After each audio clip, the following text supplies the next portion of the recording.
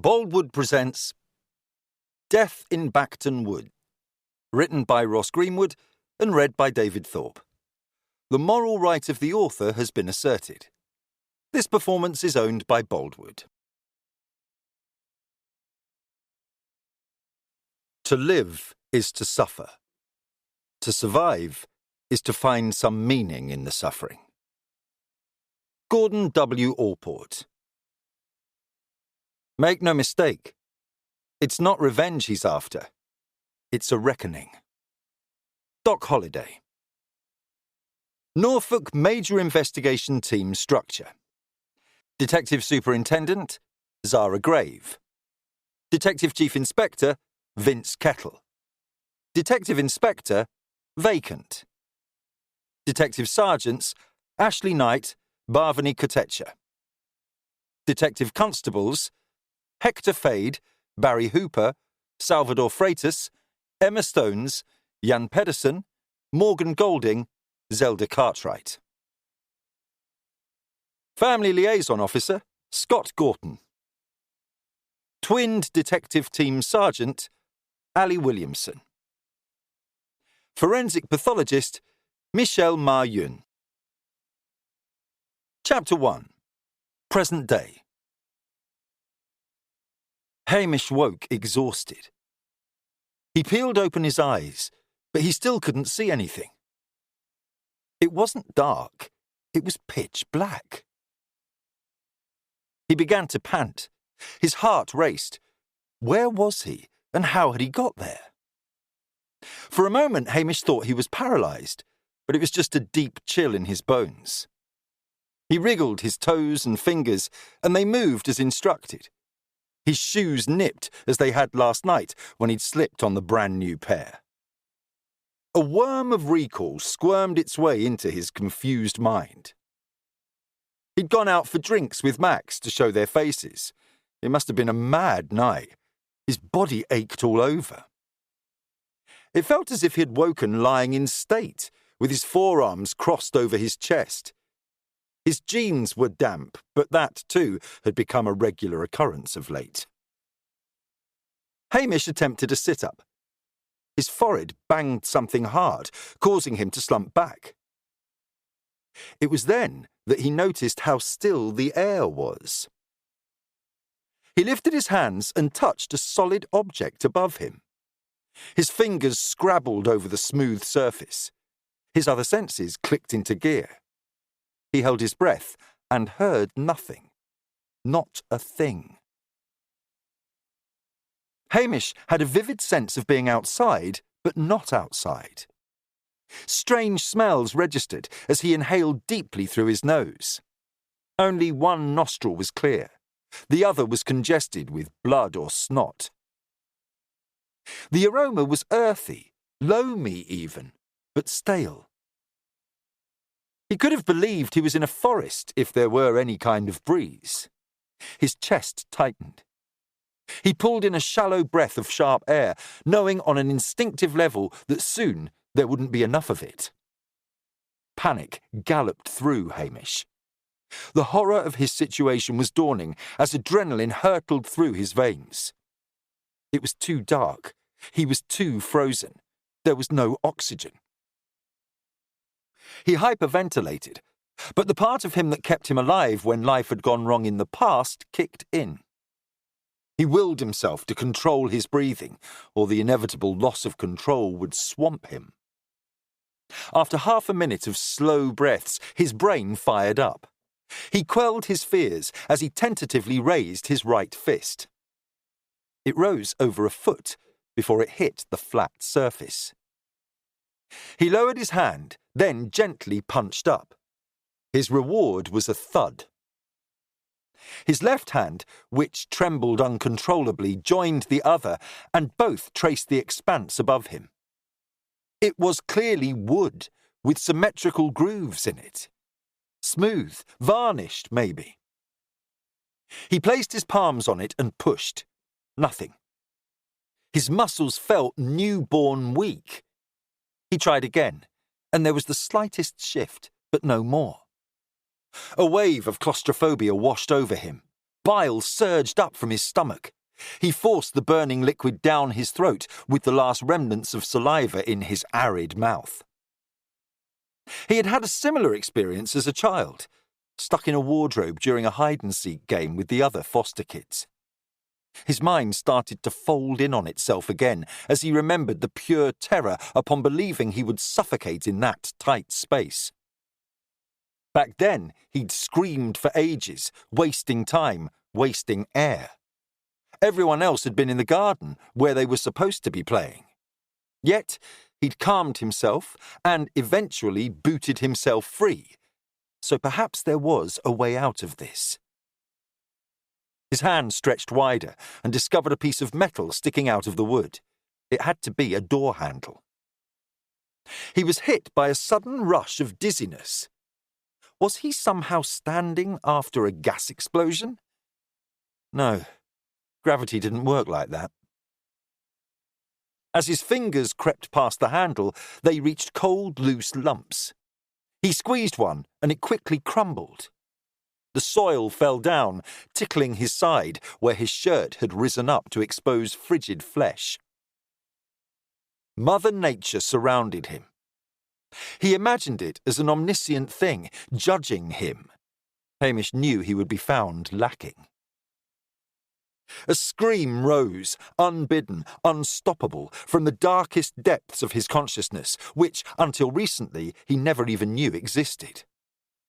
His howl echoed around the enclosed space. Then something skittered across his face. Chapter 2. D.S. Ashley Knight's alarm clock came to life. She attempted to roll over to turn it off, but a heavy presence lay on her right arm. She managed to silence the ringing with her left hand, then turned to the beast beside her. D.C. Barry Hooper, sometimes referred to himself as Hoops.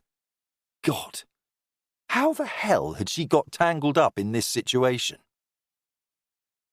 When Ashley had first started in the police nearly 20 years ago, she had heard the blokes during training joke about chewing their arms off first thing in the morning to avoid waking the person whose house they'd gone back to while wearing beer goggles after the nightclub closed. She had laughed at the time. Barry made a piggy snort in his sleep. Ashley blew out a long breath.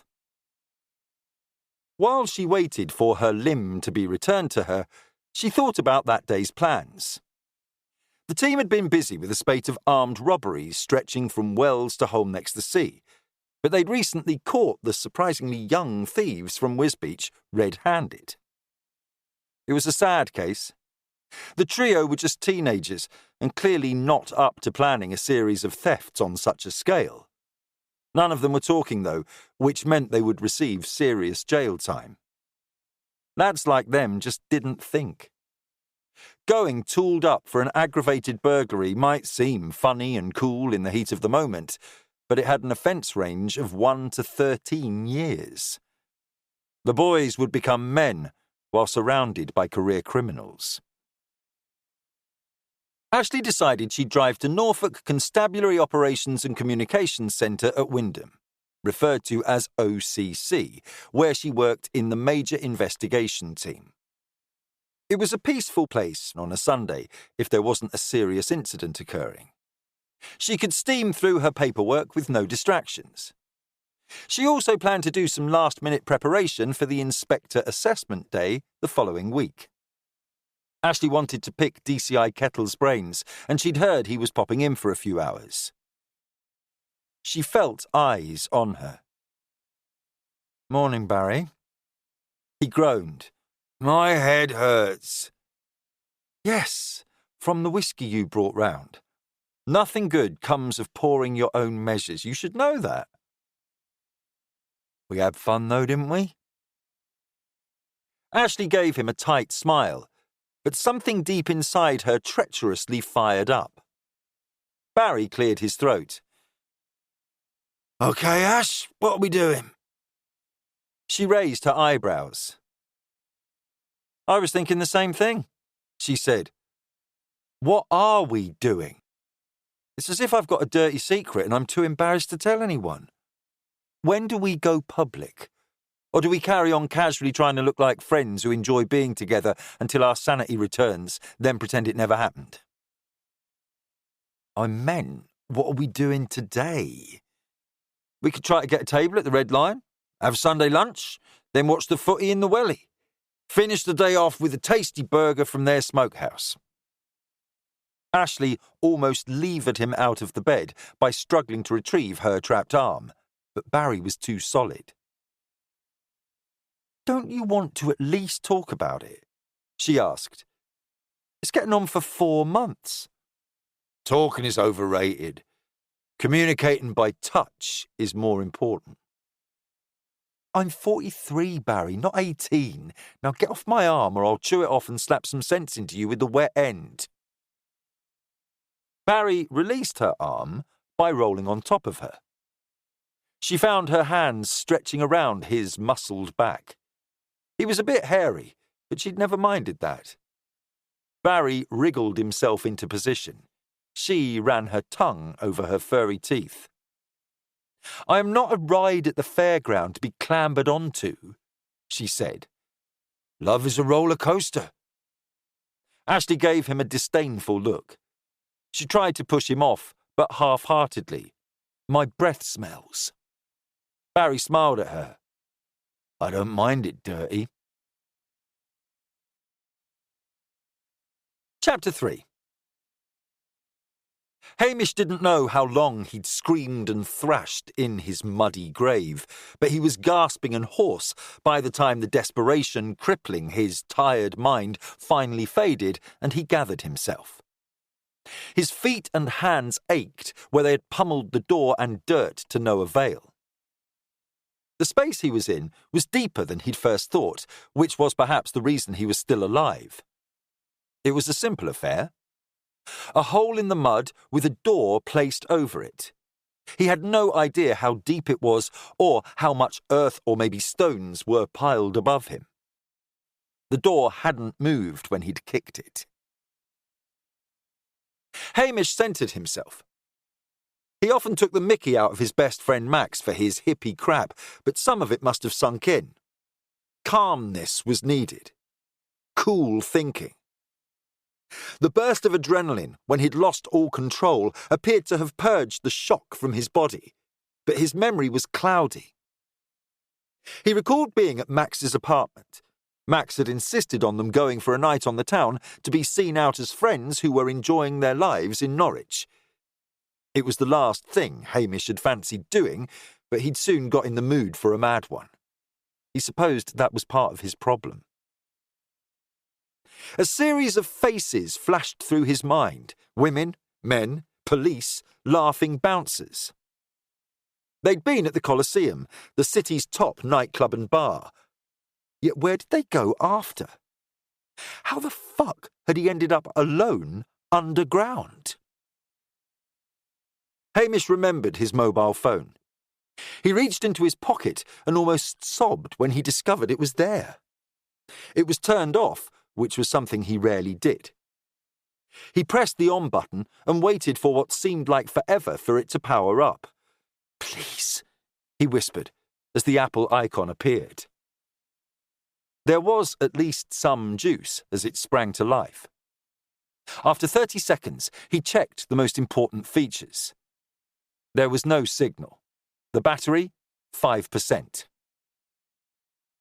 He turned the phone around so he could use the light from the screen to see his sunken jail. The white door above reminded him of the ones inside his own flat. Sweat and probably alcohol seeped out of his pores again as he realised someone must want him dead.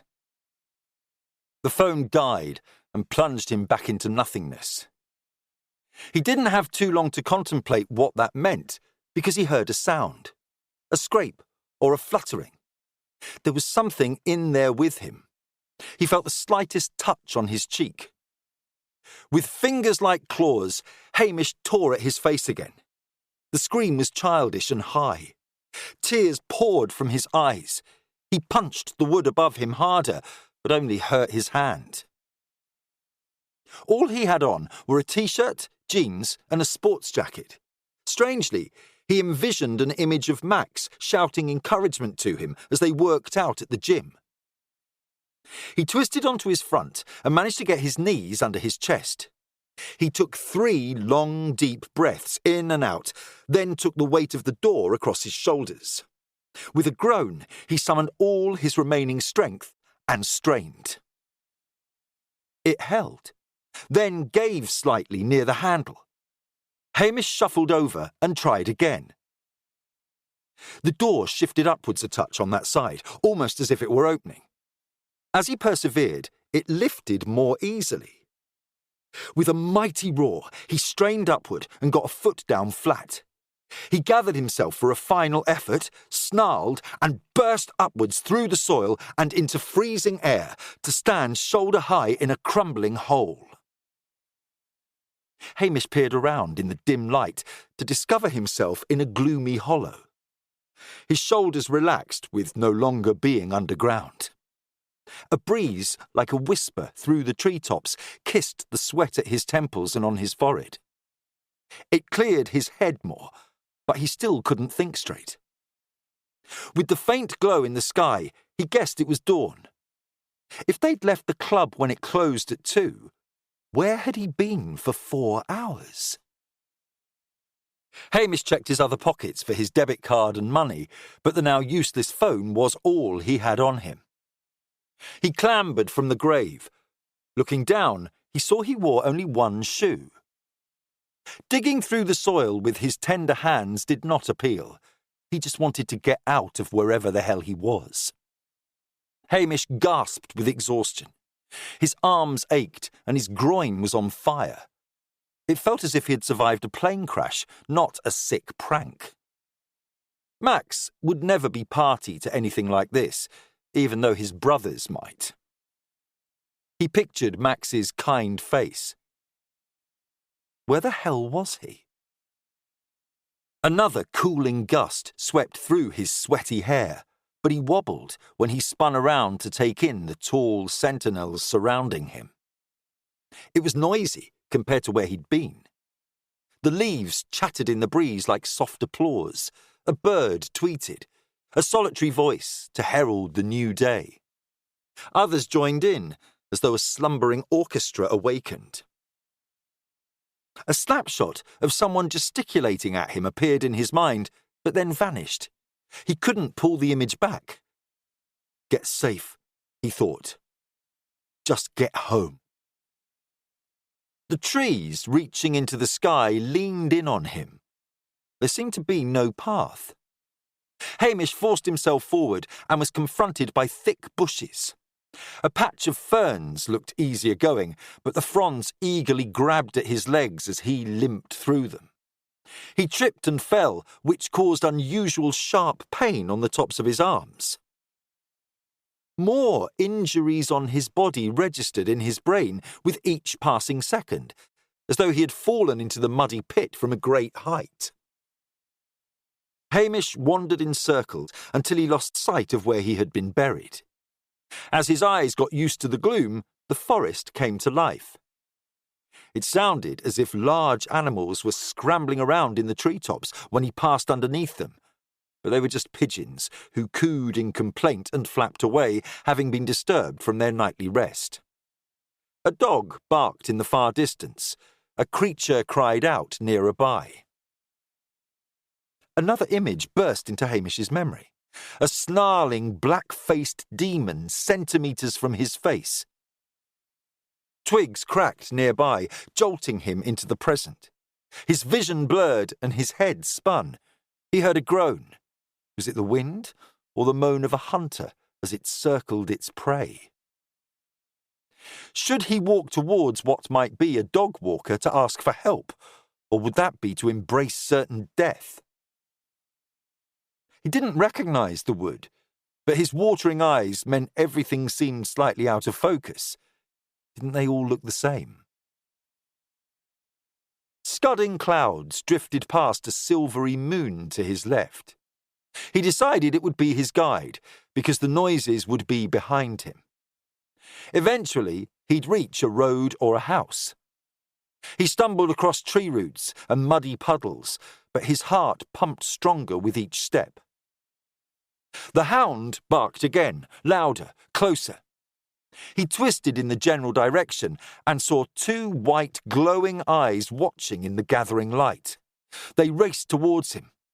He was too drained to move and could only raise his hands to weakly fend it off. But it was only a muntjac deer, which veered away and disappeared behind a shrub. Hamish panted with relief. He hobbled after the deer, and after a minute of stumbling, he found himself on a path. He moved as fast as his sore feet would allow. Oddly, it was the foot which still had a shoe that caused him most bother. A building came into view in the distance as the trees spaced out. Gasping, he made his way along a well-used track. Out of the forest, it was much lighter. He even managed to chuckle at how he must appear, mud-covered, as he staggered from the shadows. The structure was a large shed. The garden behind had swings, but the house was in darkness.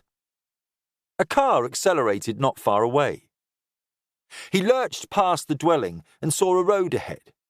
A vehicle drove by, but another was coming. Instead of the damp, musty, sour stench of his own fear, he got a whiff of exhaust fumes. It had never been so welcome. Hamish was spent. His shoeless foot gave way, and he tumbled off the path onto the tarmac. Pain lanced through his knees while headlights glared.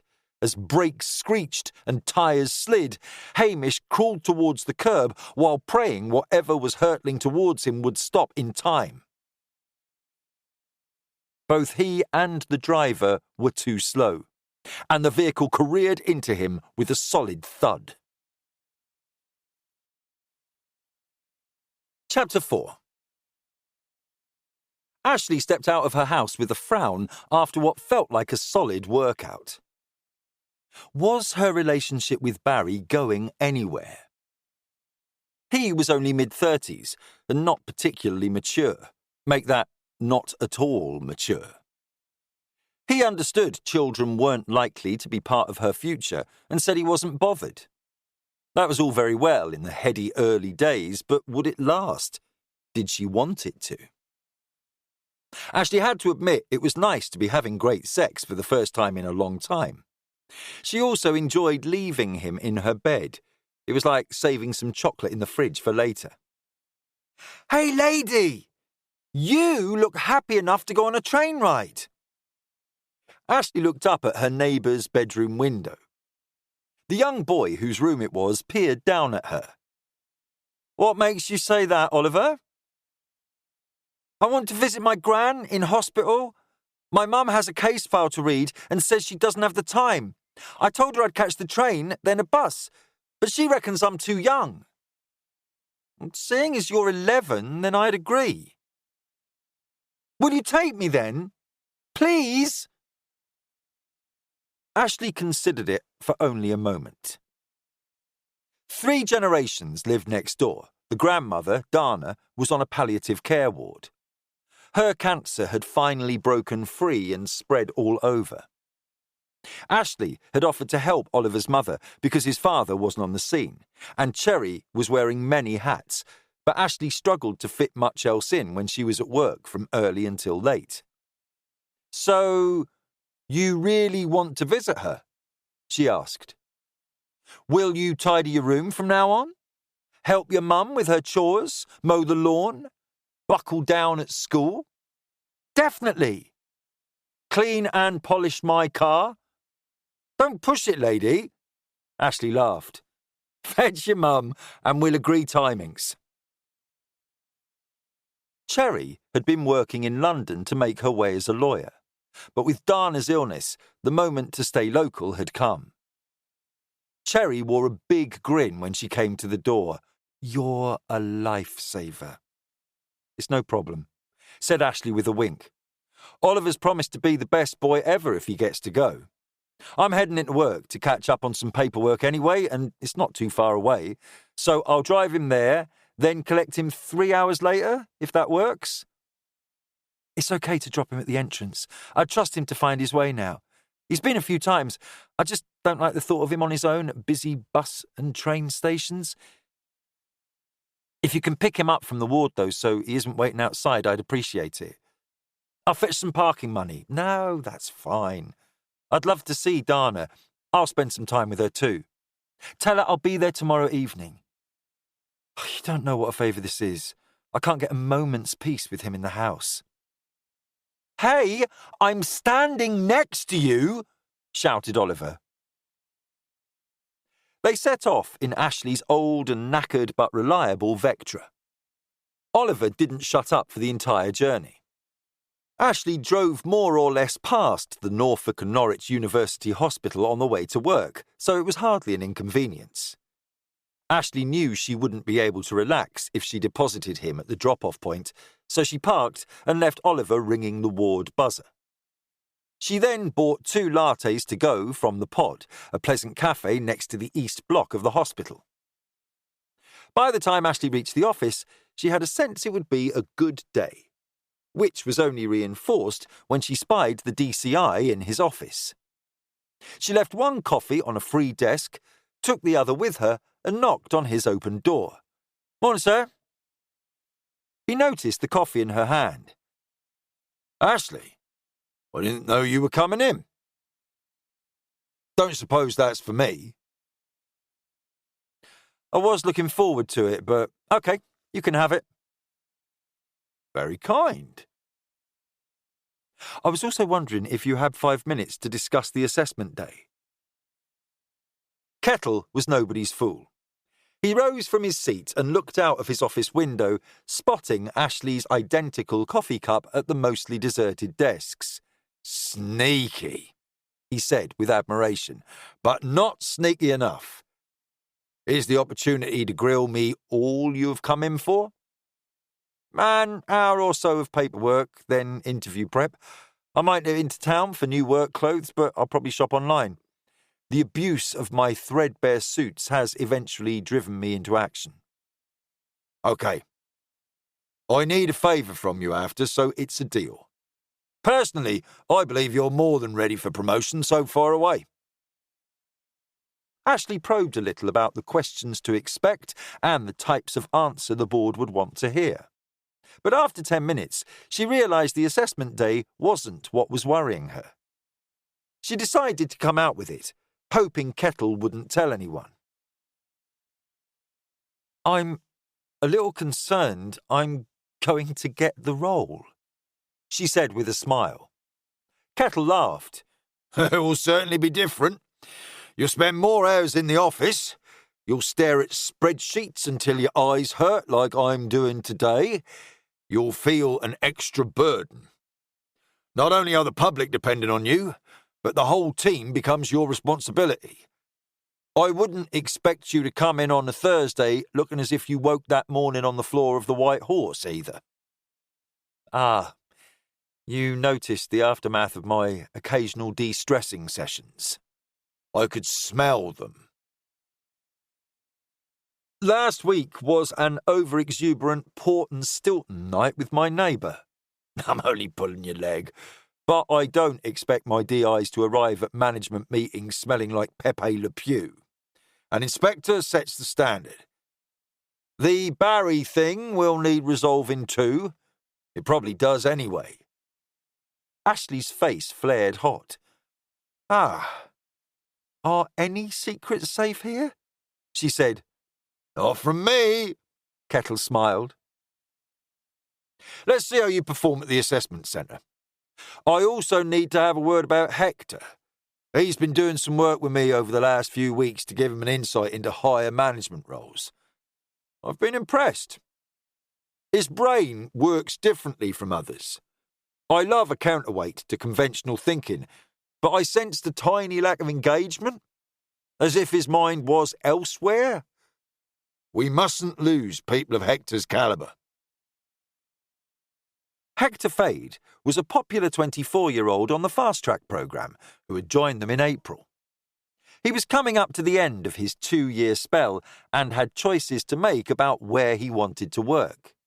Ashley knew one of those options was a well-paid job in the private sector. She had also noticed a slight distancing in his behaviour.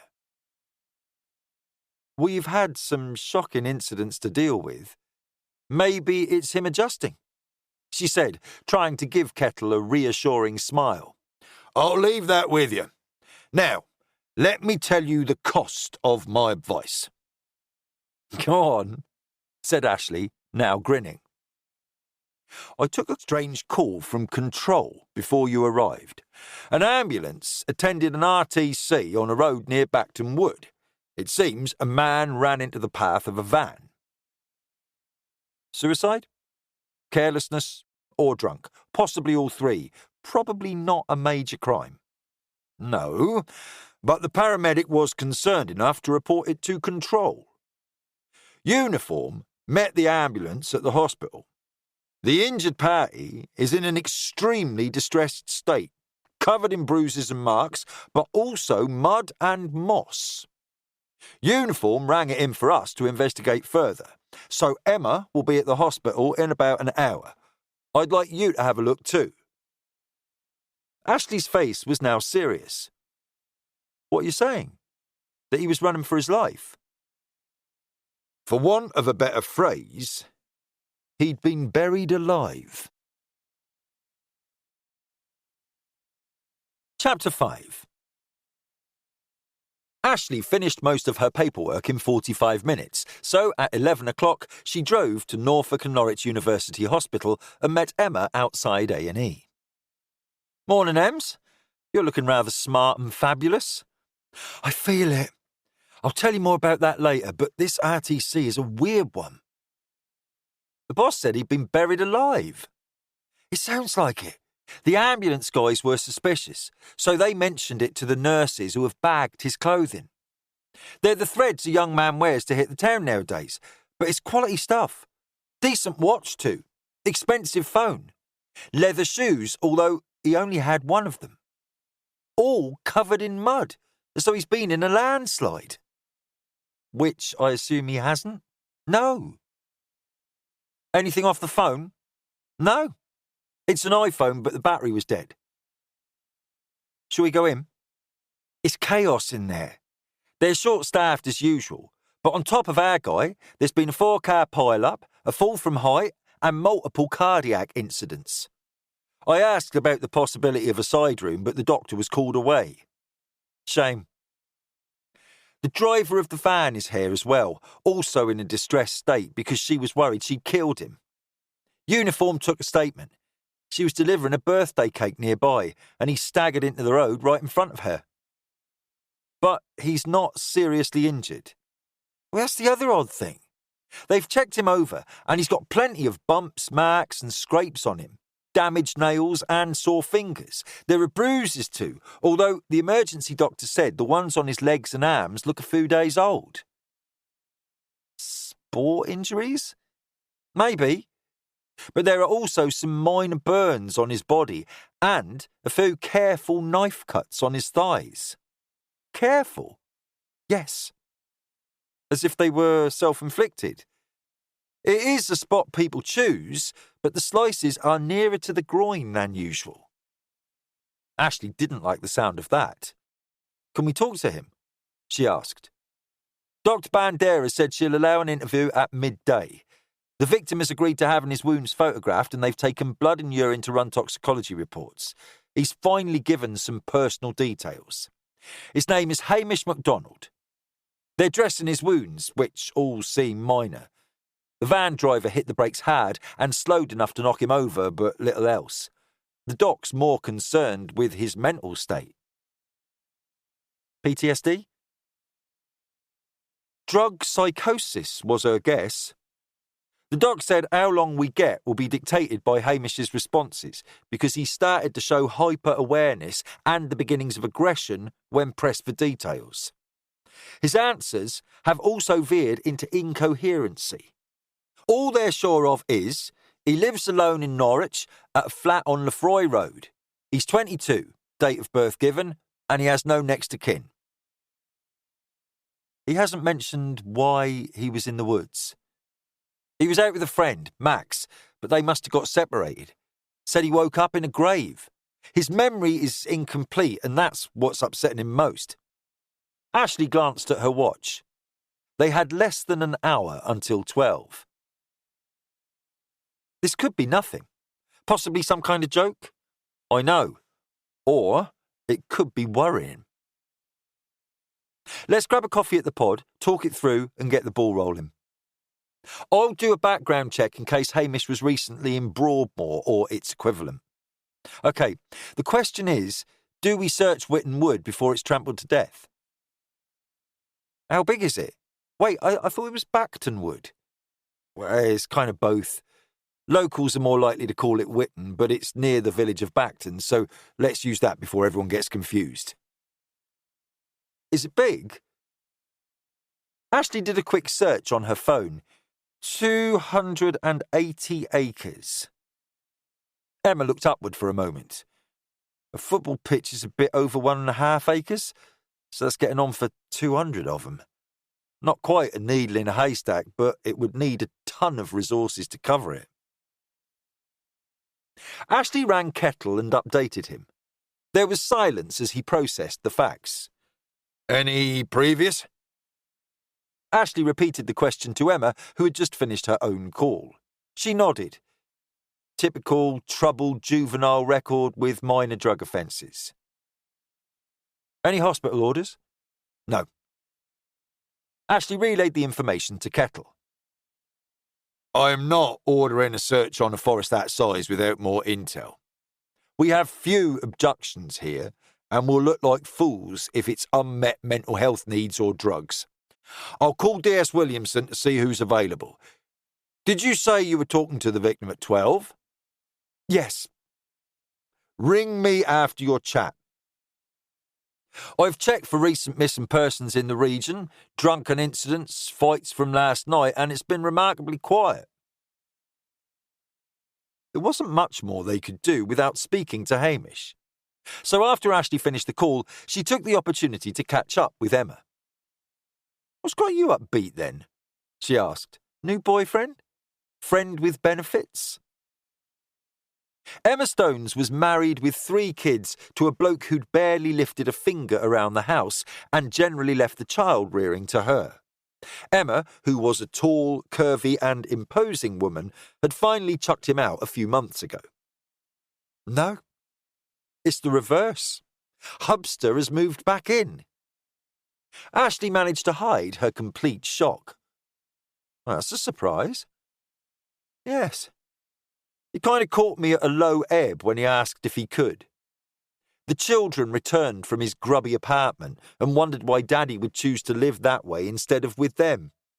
I explained for the umpteenth time we'd been having arguments, but that doesn't compute. They're always rowing with their mates, but they don't then ignore them for 3 months. Comments from your kids like that can't be easy to hear. No, they aren't. And my youngest whispered a question to me after their father dropped them off. Uh-oh.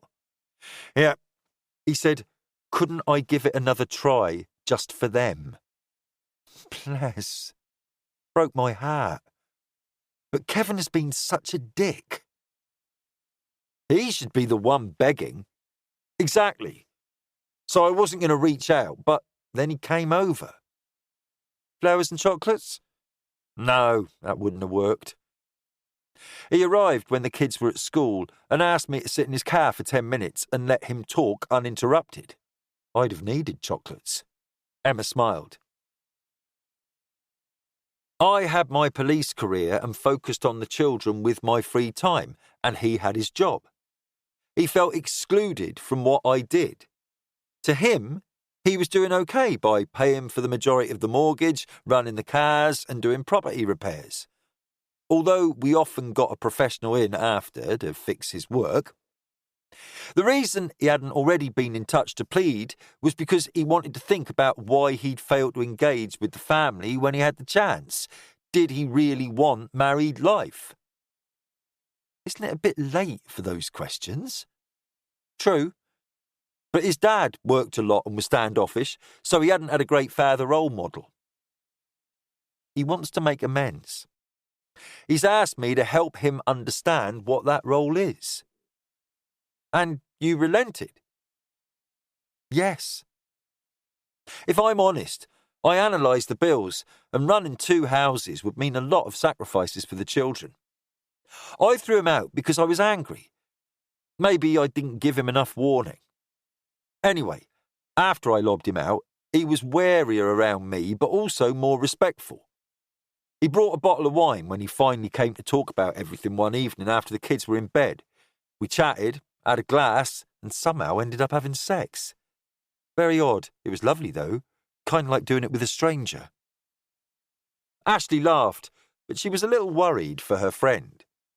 Still, it was hard to replace her father, and there'd been no cheating or violence. She did forcibly throw him out the front door, but not from him, anyway.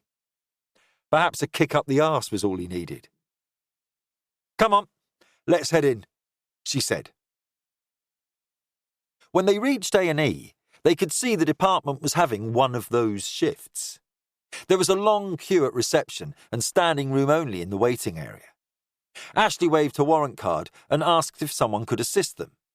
Half a minute later, a nurse appeared and guided them along a corridor, through a couple of sets of doors, then stopped outside a closed door. His shouting was upsetting the other patients, so he bumped him up the queue for their sakes. We've taken him to the toilet. He was fine, but he's still anxious. About anything in particular? Yes. He asked what day it was. I told him it was Sunday. He said it can't be. Why not? Because he went out on Friday night. Chapter 6. The nurse pushed open the door and ushered Ashley and Emma inside. Hamish MacDonald was not far off being curled into the fetal position. His posture and haunted expression were those of an elderly man riddled with disease, even though Hamish had unlined skin and thick dark hair. "Hi, Hamish.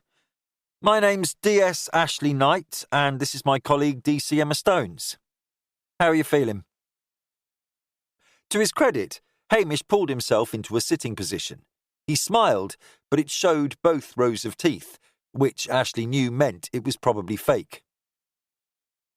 "We're here to ask a few questions, Hamish. Then we'll let you rest." "I don't want to think about it." He swallowed deeply. "I can't." Ashley pulled over a chair and sat next to the bed. "I'm sorry this happened to you. It must have been a terrible experience. I just want to forget." "I can understand that. But we need to know what went on. You wouldn't want anybody else to be in danger, would you?" "No," he uttered quietly. Ashley had the impression Hamish was a vulnerable lad with little worldly experience. He was close to retreating into his shell. She gently tapped his arm and nodded at him. "Please, what do you think happened?" "I've no idea. I went out with my friend on Friday night. We got drunk and went to a club. I remember vaguely having a good time in there and leaving, but then nothing." "Was the next thing you recall waking up in Bacton Wood?" Hamish grimaced. "If that's where I was, but I woke in a muddy hole under a door." Ashley asked him to give her more detail, which he did. She paused for a moment afterwards to absorb what he'd said. "Do you believe someone buried you?" "Yes. I had to dig myself out. How would I bury myself?" Ashley considered how to word the next question. Emma beat her to it. "Doesn't it seem unlikely you were buried for 30 hours? Hamish rubbed his temples, then his eyes. Ashley noticed a few of his nails were split and others had mud under them. "I know. It's like a dream where fragments have come back to me. There was a room at a house. I recall alcohol being given to me. No, forced on me. Maybe a party, but that doesn't seem right. I was scared there. Did anyone hurt you? Asked Emma. I'm not sure. I have pain everywhere. All of my body aches. Not just the side the van hit. Why would someone want to attack you? Hamish shook his head. A tear trickled down his cheek. They wouldn't. Did you drink too much? Or get offered drugs? Inside, Ashley smiled at Emma's question. That was another phrase she had been searching for. Hamish was in no fit state for deceit. I can't remember. Perhaps a line or two just to keep me awake? It sounds like you weren't awake. Hamish drifted into a monotone as he continued to talk to them. Emma took detailed notes, but Hamish seemed to live a quiet life as a distribution centre worker for a kitchen and bathroom company, packing boxes for a living. Now he was calmer and communicative. Ashley moved the conversation on to who he was out with. You said you were out with Max. Max who? Where can we find him? There was little colour left in Hamish's face, but what was there swiftly drained away. His face tensed, chin forced forward. No idea, he whispered. Was he at the party with you? What party? The house after the nightclub. Hamish's face creased into an almighty frown as he strained to search through his broken memory. Ashley observed the nurse slip from the room. I think so. There was shouting and laughing, maybe. My head was spinning. And Max wasn't in the woods with you. Hamish scrunched his eyes up. When he opened them, they were wild. His voice was a bellow. God, please! What happened? It's okay, Hamish. Calm down. You're safe here. Trapped! He screamed. They buried me! Hamish rolled off the bed, hit the floor, and backed into the corner of the room, banging his head against the wall. He blinked rapidly. His right hand trembled next to the bandage on his left arm, as though he recalled how he had been hurt. His shoulders shuddered. The door opened behind Ashley, and a South Asian woman in scrubs entered. Her name tag identified her as Dr. Bandera. Hamish stared with fear at first, then relief, as a smiling, bald man with big brown eyes followed her in, who immediately reminded Ashley of a short Aldo Zilli, the TV chef. The man had a charm and presence about him. He strode over to Hamish, crouched down, and pulled him into a hug. Hamish bowed his head and rested it on the older man's shoulder. Come on, Hamish. Back on the bed, he said. I was under a door, whispered Hamish. Hamish allowed himself to be guided to the bed, and the man cupped his face. It's okay. Rest now.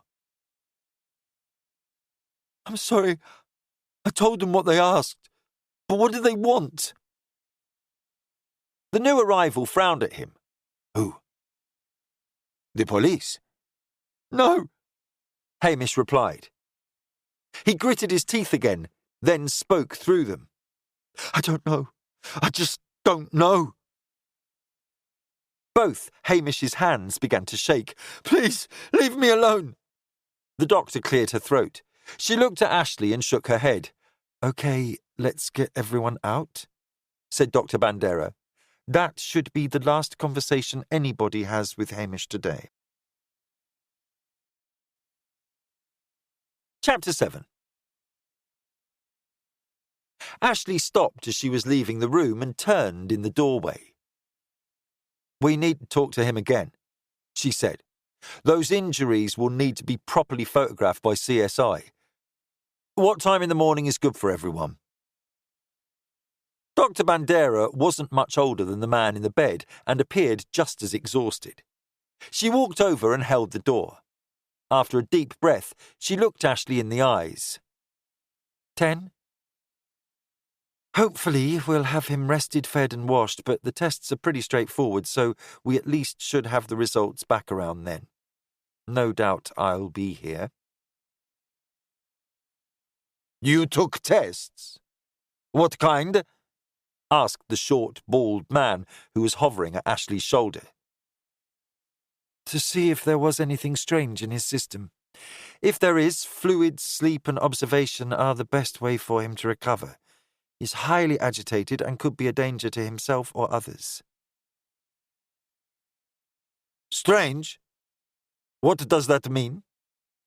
Hamish is going to be fine, though, isn't he? He's safe now. Okay, thank you. Something occurred to Ashley. Is he seriously dehydrated? Not as much as I'd have expected. After a brief nod, Bandera let the door close. Ashley turned to the man who had been questioning the medic so forcefully. Are you his dad? Like a father, but not his father. My name is Rocco, he said with a small bow. He is super close with my boy Max. They grew up together, mostly at my house. We've struggled to find a next of kin. Who should we get in touch with? I'm not sure. His parents died when he was little. No siblings. I think he moved recently, but I could call someone who knows where he lives. It's okay, we can find that out, said Ashley. Aren't you concerned? About what? He was out with your son Max, wasn't he? I presume so. They are thick as thieves, but I received a message from my boy this morning. Max occasionally comes over on a Sunday if he's not too hungover, so I texted him to see if he was coming and he replied he'd be over tomorrow night instead. These youngsters party a lot, so crazy things happen, especially to Hamish. Do they take drugs? Don't they all? When I was young, the pubs shut at 11 and clubs at 2. Then everyone headed home. This lot don't seem to know when to stop. Now there isn't anyone to shout last orders at them. They're at it for days. It's a bizarre new world. Can we have your full name, please? Asked Emma. Just call me Rocco. Have you heard of Rocco's Fine Homes in Norwich? Emma and Ashley shook their heads. Then Emma clicked her fingers. Do you sell granite worktops? We do. I saw an ad in the EDP last week. The price made my eyes water. That's right.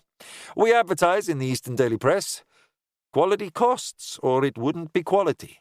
I'll give you my card. Look, Hamish trusts me, and he works for my company. There won't be anyone else to support him. So I will be here in the morning at 10 as well. I'll bring Max, and we can discover precisely what has happened. Actually, I'll ring Max now. Ashley sensed something was out of kilter. Not being a parent, she wasn't sure exactly how worried she would be if her grown son was involved in a similar situation. Maybe Max had been the one to bury Hamish. Although Hamish's spirit appeared broken by his recent experience in the wood, she suspected he was telling the truth, so he would have probably said if he could recall Max hurting him, or if they'd argued. Rocco seemed to swear in what sounded like Italian as he listened to a recorded message. There was a hint of accent in his voice, but it was faint. He cut the call and gave his phone a dirty glare. Max never answers his phone, says it stresses him out. Can you believe that? Anyway, I gotta go. It's not a problem. I'll find him today and we'll see you tomorrow. He began to walk away. Your business card, please, said Emma. Sorry, he said, passing Emma one out of his wallet. Ashley handed him hers. He smiled, but as he left, his lips were pursed, and those big brown eyes were narrowed. Chapter 8. Ashley and Emma battled their way outside so they could talk. There were ambulances queued up and cars dropping people off. "What do you reckon?" asked Ashley. "It's all a bit unlikely sounding. If Hamish was out of his mind on drink and drugs after partying for days, it's more than possible he wandered into a forest, got lost, then passed out. Drugged up folk thrash around. He might have felt like he was buried." "But what about the door? It could be serious." "Perhaps it was a hallucination, but I agree. If it is a crime, it's a concerning one." "What did you think of Rocco?" "You mean not worrying about his own child?" "Yeah. As a mother, I'd have been frantic. But I suppose he received a text from him. My kids regularly don't answer their phones to me either, so that bit rang true."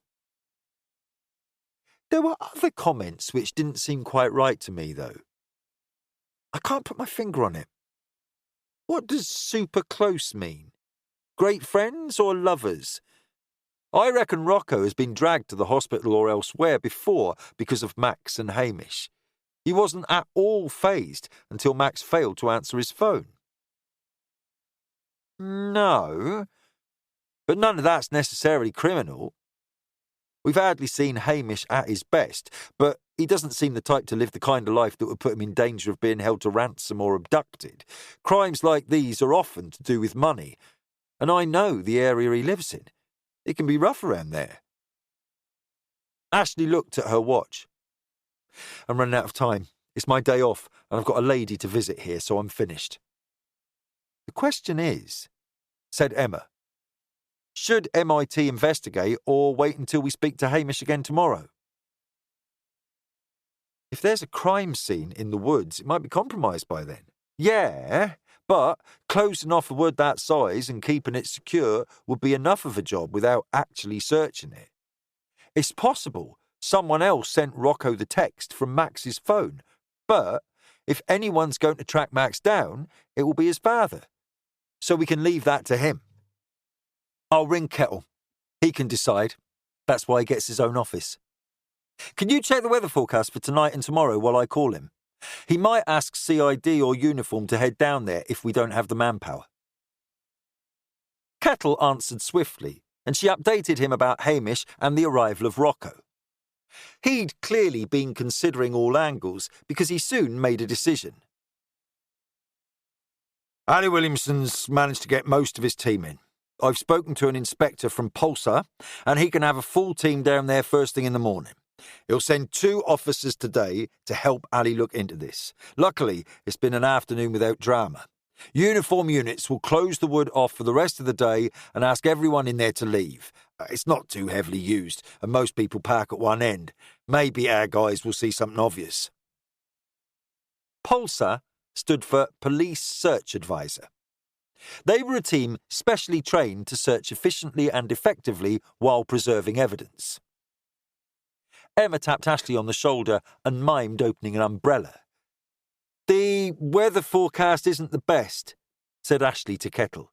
"So if you've got enough bodies, they could begin where Hamish burst into the road and move in. There might be a big hole, and he mentioned a door. Perhaps the Grim Reaper will still be there, leaning on his spade." "I'm sure Ali's underwear would love that, but let's hope so." She chuckled at Kettle's reply. "Early start for everyone tomorrow either way," said Ashley. "Yes, regardless of what we find in the wood, you be at the N&N at 10 and talk to Hamish as agreed." "OK." Most locals referred to the hospital as the Norfolk and Norwich or simply the N&N. "Take Hector with you. He's only got a few weeks now until he needs to decide what his plans are. Fingers crossed, this Rocco and Max are at the hospital when you arrive, and it'll all be down to misadventure." "Will do." "What was Max's surname?" Ashley paused. "We have his dad's business card. Hang on." Emma had been listening, and a pink bloom came to her cheeks. She showed Ashley the gold-embossed thick black card.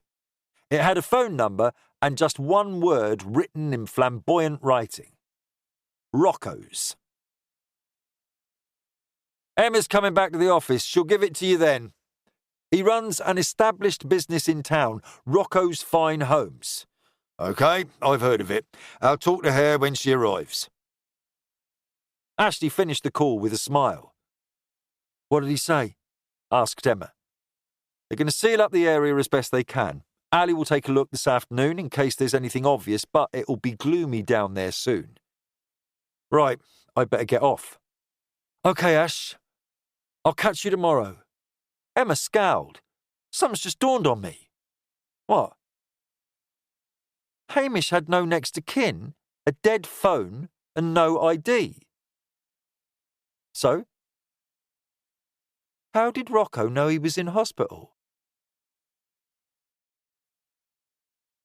Chapter 9. Ashley and Emma concluded that was a question for the next morning. They said goodbye, and Ashley ventured back into the hospital to take the lift to the ward where Oliver's grand Dana was. Ashley had put little makeup on, as she had not expected close scrutiny, and she looked frazzled in the lift mirror. There was redness around her nose and cheeks, which usually meant she was drinking too much. Barry regularly enjoyed a skimful, so he wasn't helping her move closer to sobriety, or maybe the blotches on her face were down to his stubble.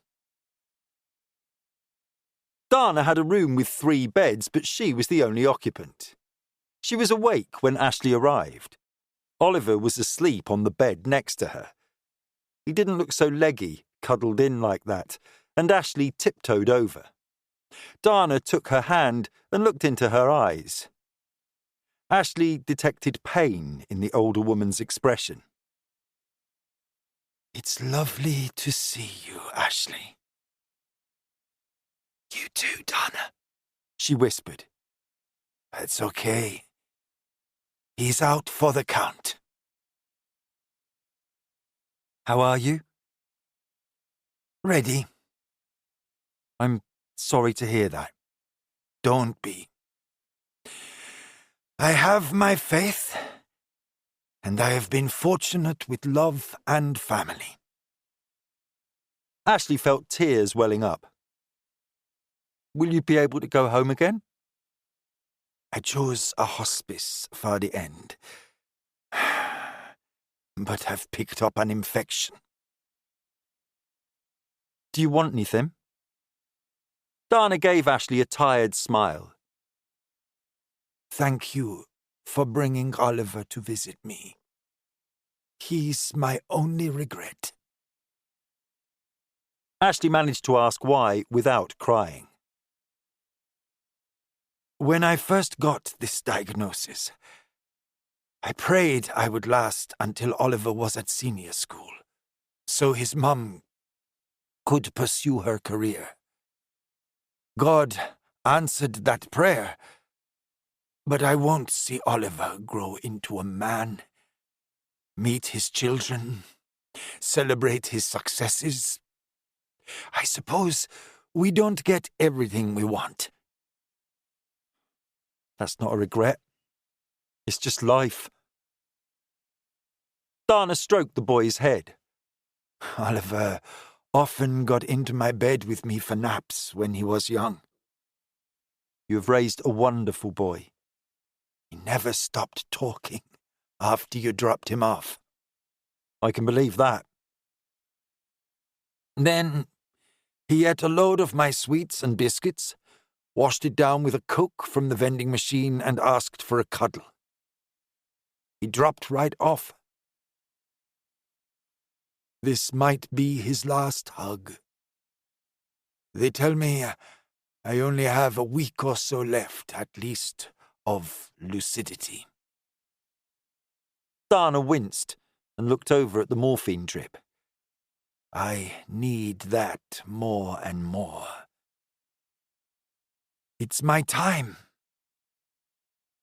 Can you explain to Cherry not to bring him when she comes tomorrow? I want him to remember me like this, how we were today.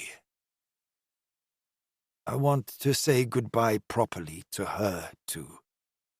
Just the two of us. Of course. For another half hour, Ashley sat beside Dana, holding her hand while she cuddled her grandson. Dana's breathing settled, but she cracked an eye open 15 minutes later. "I heard you have a new boyfriend," she said. "Bloody hell, who told you that?" "I actually heard you." Ashley's face blossomed. "Oh. Are you finally going to settle down? It's about time. Pretty girl like you." Ashley shrugged. "I'm not sure. There are pluses and minuses to this one."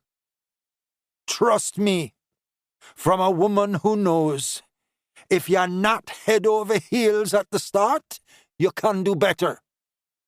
Minor problems now become stinkers later on, like not clearing up spilled milk." Dana's Caribbean accent only ever became strong when she was giving life advice, and it always made Ashley smile. "What if I can't do better?" "Believe in yourself, Ashley. I do. Don't waste time with the wrong person, or you won't be available when the right one comes along." Ashley nodded. It was something she already knew. Oliver woke up and clambered off the bed before telling Ashley about his latest football game. When Ashley rose and looked at Dana, she had fallen asleep. Ashley understood that they'd already said their farewells. "Are you ready, Oliver?" asked Ashley. "Wait." Oliver took a toy car out of his pocket and rested it on Dana's bedside table. "Yes. Can we go to McDonald's?" "We'll see. Give your gran a farewell kiss." Oliver marched bravely towards the bed, then reached over and kissed Dana on the forehead. Ashley wasn't aware of the conversations he'd had with his mother about Dana's sickness, but he seemed to know this was goodbye. "Love you, Gran," he said, raising his voice. His grandmother gave no sign she had heard him. They left the hospital in silence, but Oliver was chatting 19 to the dozen again by the time they pulled out of the car park. It was close to 4:30 when they reached Cromer after a fast food excursion on the Norwich Ring Road. Oliver ran into his house to tell his mum about his day. Ashley took a minute outside before she headed in to speak with Cherry. Death was familiar to Ashley. Even though she felt choked up by experiences like the one with Dana, they were always lessons to live in the moment, to enjoy your life. She saw the flickering of the TV in her front room and suspected Barry was farting in her dressing gown and watching Aliens again. Tonight, she could cope with that if it meant not coming home to an empty house. As she locked the car door, her phone rang. It was Emma. "Good news doesn't come on a Sunday at 5, said Ashley after accepting the call. "Just an update," replied Emma. "Pulsar and Uniform closed the wood off and got most people back in their cars, but they were running out of daylight. There was no point in tramping about in the dark or organising high-intensity LED lamps and the batteries to power them if we weren't sure we had a missing person. A guy who had been walking his beagle all the way around the perimeter was the last member of the public to leave. He said his dog barked at a patch of disturbed earth. When he checked the spot, there was an internal door on its side." "Under a door," said Ashley, repeating what Hamish had said. "Yes, Hamish's sleeping spot. Pulsar made sure there wasn't a body in it before they cordoned it off. They did find a shoe in the hole, which sounds like it matches Hamish's." "OK. Is the plan tomorrow the same?" "Yes. Hector will meet you at Bacton Wood, Mill Road entrance at 8. "Did Kettle consider a helicopter with FLIR in case this Max is still in the wood?" FLIR stood for Forward-Looking Infrared. He decided he couldn't authorise the cost, seeing as the father, Rocco, told us Max has been in touch. "We rang Rocco's business number, but it went to voicemail. which just confirmed Kettle's resolve not to bear the expense. His thoughts being, if Rocco was worried, he'd have answered his phone or been in touch. Exactly. I don't like this. We should have the helicopter on standby tomorrow just in case. I'll pass it on. I take it the door and hole look suspicious.